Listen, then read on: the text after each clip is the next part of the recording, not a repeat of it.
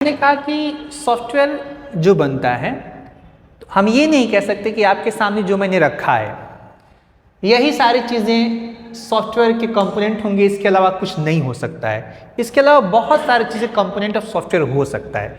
हमने जो आपके सामने रखा है कुछ इस प्रकार से रखा है कि जो मेन कंपोनेंट है, मेन कंपोनेंट ऑफ सॉफ्टवेयर जिसके द्वारा हम लोग सॉफ्टवेयर को डिजाइन करते हैं टुगेदर करके, उन मेन कंपोनेंट की हम बात कर रहे हैं। मैंने एग्जैक्टली नहीं बताया कि एग्जैक्टली इतने ही कंपोनेंट होते हैं, है ना। मेन कंपोनेंट पर हम लोग फोकस कर रहे हैं, वो है क्या सर? यूजर इंटरफेस, जिसको हम लोग UI कहते हैं। क्या कहते हैं सर? User interface, UI। अब यूजर इंटरफेस क्या होता है?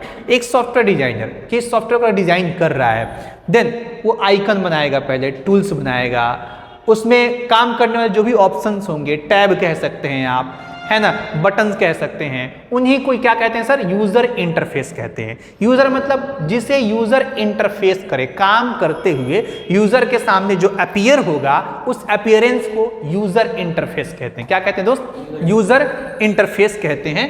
यूजर इंटरफेस का मतलब क्या यहाँ पे बताया गया है, the UI is the visibility part of the software that user interact with.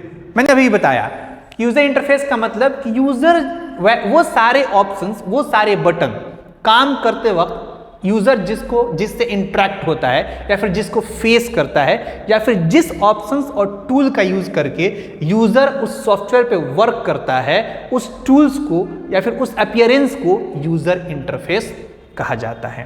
अब हमने देखा यहाँ पे इंक्लूड बटन।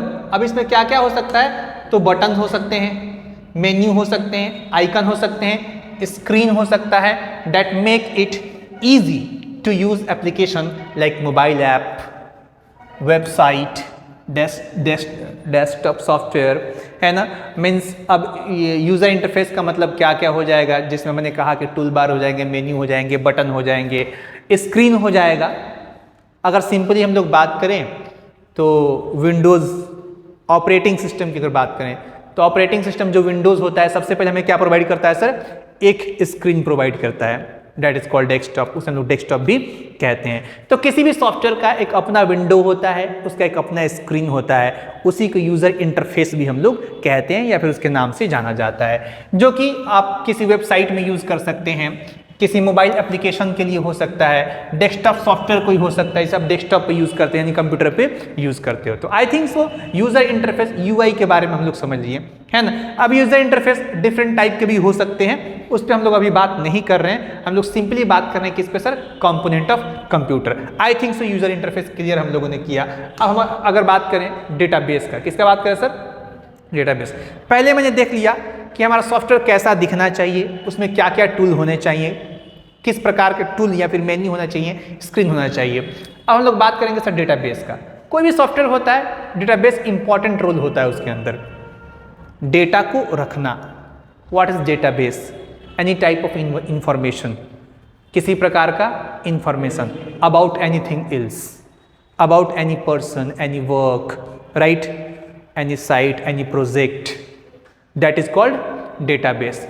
किसी भी तरह का इंफॉर्मेशन जो किसी चीज से रिलेटेड हो, है ना। सॉफ्टवेयर बनाया ही गया उसी चीज के लिए, उसी वर्क के लिए कि डेटाबेस को रखे। पहली चीज कि भाई साहब हम लोग इसे यूज कैसे करेंगे, दिखेगा कैसे, उसे इंटरफेस कहते हैं। अब चलिए दिखने लगा, यूज भी होने लगा, क्या इसमें हम अपना डेटा रख सकते हैं, इंफॉर्मेशन रख सकते हैं, डेटा को ये स्टोर करके रख सकता है? ऑफ कोर्स, इसलिए सॉफ्टवेयर को बनाया जाता है ना। मैंने यहाँ पे डेटाबेस को पढ़ के देखा, database is used to store and manage efficiently, है ना, डेटा इफिशिएंटली। डेटाबेस का मतलब क्या हो गया कि किसी भी प्रकार का डेटा जो इसके अंदर हम रखें उसको आसानी से ये मैनेज कर सके एंड स्टोर कर सके। आप व्हाट्सएप भी यूज करते हो तो व्हाट्सएप का भी डेटा व्हाट्सएप के अंदर स्टोर होता है। आप देखेंगे ना, जब मेमोरी को जाके चेक करेंगे तो वहां पे दिखाता है कि आपका कौन सा एप्लीकेशन आपके मेमोरी के कितने जगह को ऑक्यूपाई करके रखा हुआ है, राइट। अब वो ऑक्यूपाई करके रखना मतलब कि उतना डेटाबेस आपका रखा हुआ है वो, जो भी हम लोग चैटिंग करते हैं व्हाट्सएप पे, ईमो पे, किसी भी चीज पे, सबके अंदर एक अपना स्टोरेज होता है जो आपके स्टोरेज से उठाया रहता है। किस स्टोरेज से? आपके रोम से उठाया रहता है, और वो अपना एक कैप्चर करके रखता है, उसके अंदर उतना डेटा, उतना स्टोरेज रखा। अब देखेंगे ना बहुत बार क्या होगा कि आपके मेमोरी में मेमोरी है, आई मीन टू से डेट स्टोरेज है, जगह है, 5 GB दिखा रहा है, लेकिन व्हाट्सएप कह रहा है कि यहाँ पे फुल है, कोई फोटो डाउनलोड नहीं कर सकते हैं। कभी ऐसा सिचुएशन आप लोगों ने फेस किया कि मेमोरी है, स्टोरेज है, बट किसी ने स्टेटस लगाया, आप में वो स्टेटस शो नहीं करता है? आप कहेंगे सर ये सेटिंग होता है स्टेटस का जो आपको एक्सक्लूड करके रखता है। नहीं, एक्सक्लूड नहीं किया है, स्टेटस दिख रहा है कि सामने वाला लगाया है, आप में डाउनलोड होकर चल नहीं रहा है। आप बोलेंगे सर इंटरनेट का प्रॉब्लम हो सकता है। नहीं, इंटरनेट भी सही है, आप 5G कनेक्ट कर लीजिए, फिर भी नहीं चलेगा वो।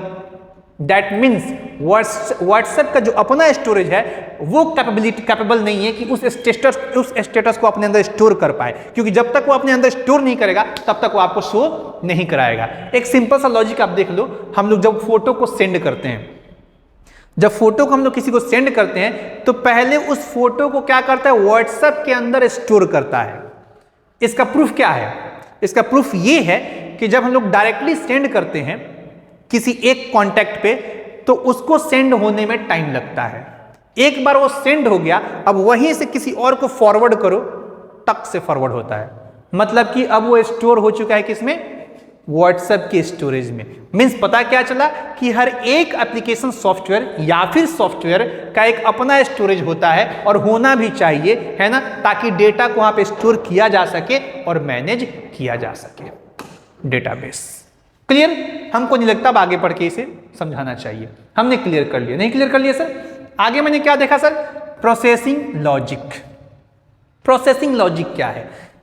This part of the software perform operation such as calculation, decision making and automation. For example in a commerce software,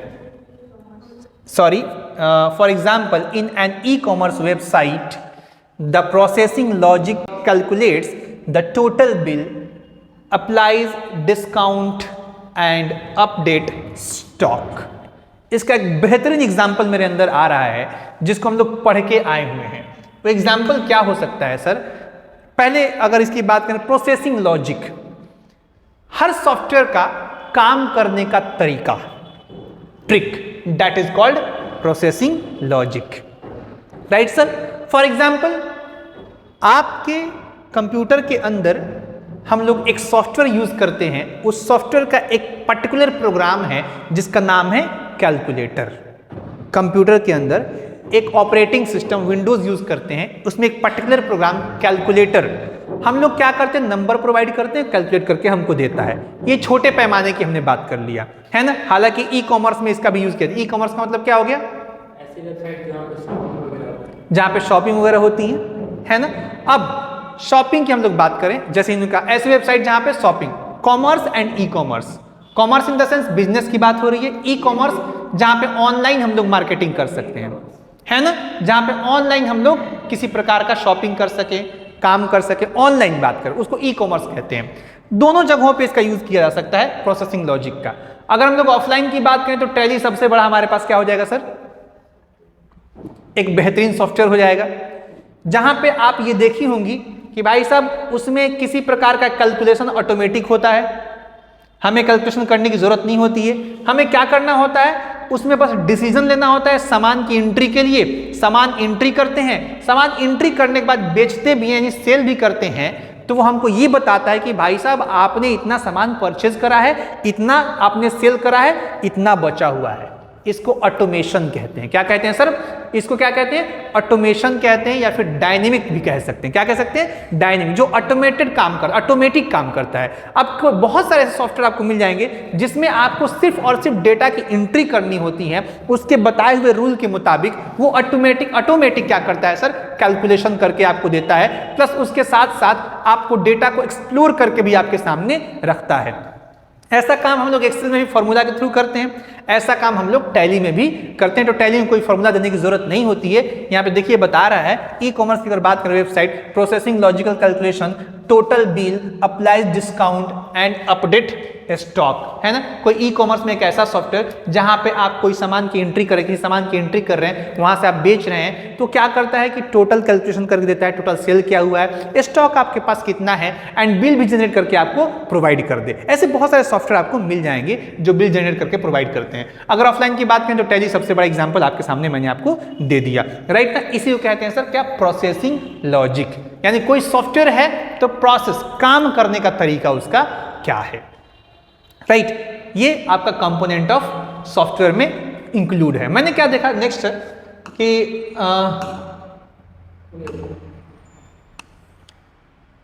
D, programming code.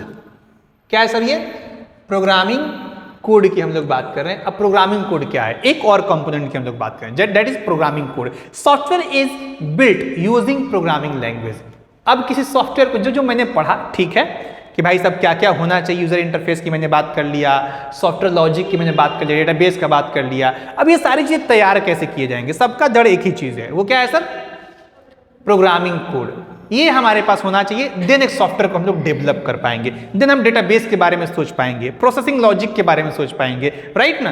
Programming code, अब programming code in the sense the language that is use to develop any type of software, application software, system software, anything else, right ना। मतलब software की बात कर रहे हैं, anything else software में।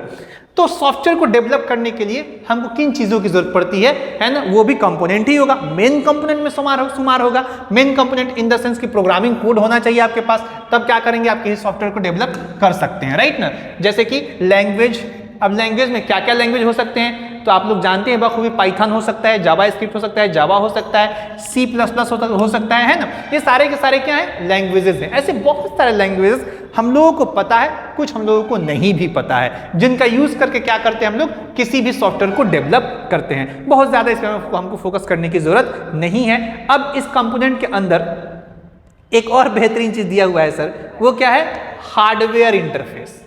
क्या है सर, हार्डवेयर इंटरफेस। अब ये हार्डवेयर इंटरफेस का क्या यूज है और किस प्रकार का कंपोनेंट है सॉफ्टवेयर के अंतर्गत, सॉफ्टवेयर कंपोनेंट के अंतर्गत मैंने लिखा है, software need to communicate with hardware component like printer, keyboard and sensor.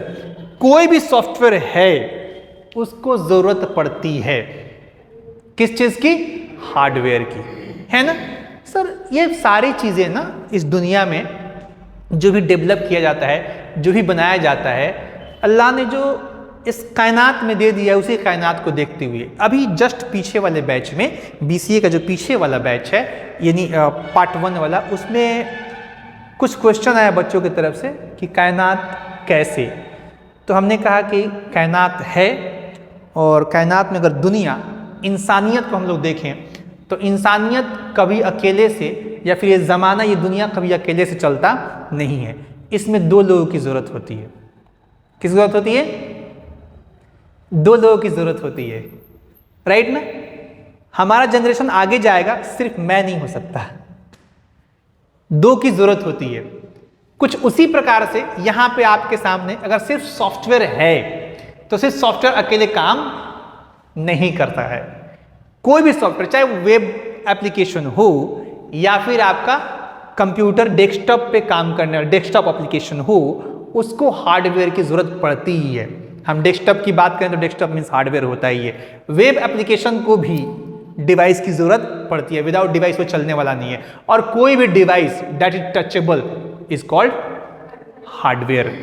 जो टचेबल है, टैंजेबल है, उसे क्या कहते हैं, हार्डवेयर कहते हैं। तो भाई हार्डवेयर क्या है, एक इंपॉर्टेंट पार्ट हो सकता है, इंपॉर्टेंट कंपोनेंट हो सकता नहीं बल्कि है।